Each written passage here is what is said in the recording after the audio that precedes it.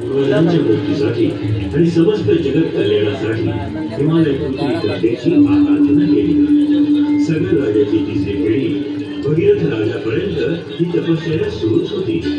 शेवटी भगीरथाच्या अथक प्रयत्नांना आणि घोर तपश्चर्याला फळ आलं आणि गंगा प्रसन्न झाली आणि भगीरथाच्या पितरांच्या मोक्ष प्राप्तीसाठी तिने पृथ्वीवर येण्याचं मान्य केलं। रौद्ररूपाचा त्याग करून ती शंकराच्या जगत सामली। याच पावन आणि महान गंगेची आणि प्रयत्नांची पराकाष्ठा करणाऱ्या भगीरथाची ही कहाणी।